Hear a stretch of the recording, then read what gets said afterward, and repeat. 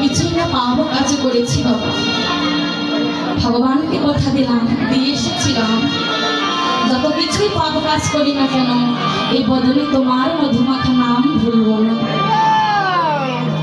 বুকে হাত দিয়ে বলতে পারবেন মধুমাখা কৃষ্ণ নাম প্রত্যেক দিন একটিবার হলেও বলি মায়েরা?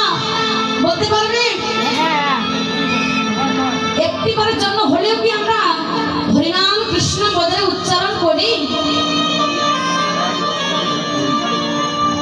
শাস্ত্রে বলেছে একবার নাম নিলে যত পাপ হয়। এই জগতে যদি কোনো ব্যক্তি হাজার হাজার কোটি কোটি আমরা পাপ করি, কিন্তু একটিবার যদি আমরা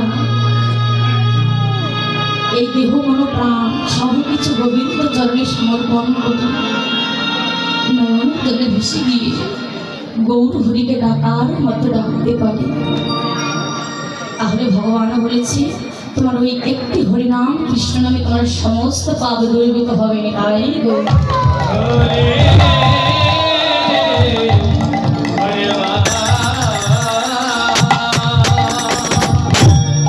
তাহলে পশু কারা? তারা নয় পশু, পশু হলাম আমরা।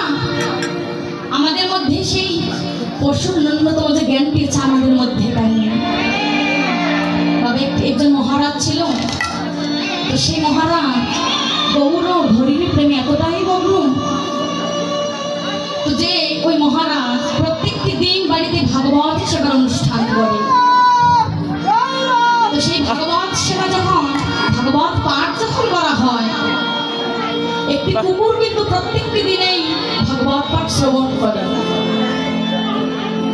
তো ভাগবত পাঠ অন্তে সেই মহারাজ বলছে ওকে, এবার তো তুই বিশ্রামে যা, ভাগবত পাঠ তো সমাপ্ত দিয়েছি, এবার তুই আপন ঘরে যা। সেদিন যতবারই কুকুরটাকে ডাকছে, সেদিন কিন্তু কুকুরটা আর সাড়া দিচ্ছে।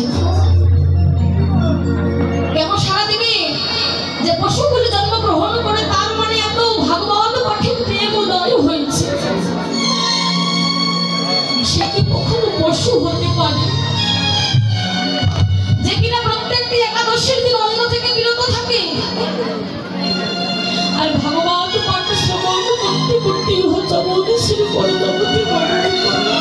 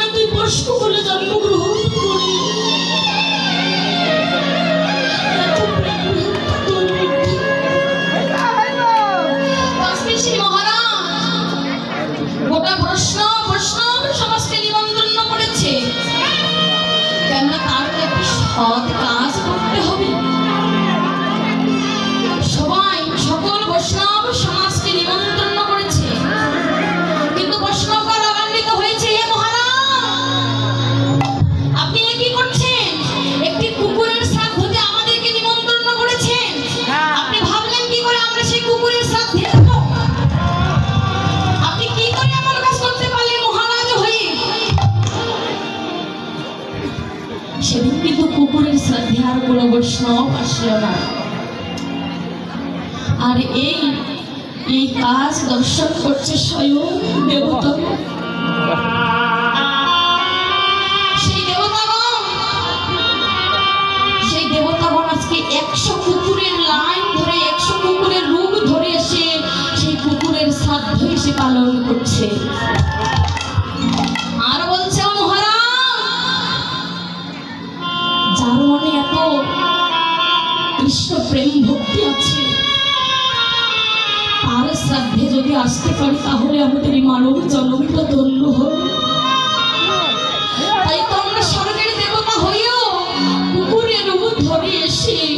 আমরা সেই মহাসঙ্গ লাভ করলাম। তো বাবা, উপরের যেটুকু জ্ঞান আছে আমাদের মতো মানবকুলে জন্মগ্রহণ করে আমাদের মধ্যে তা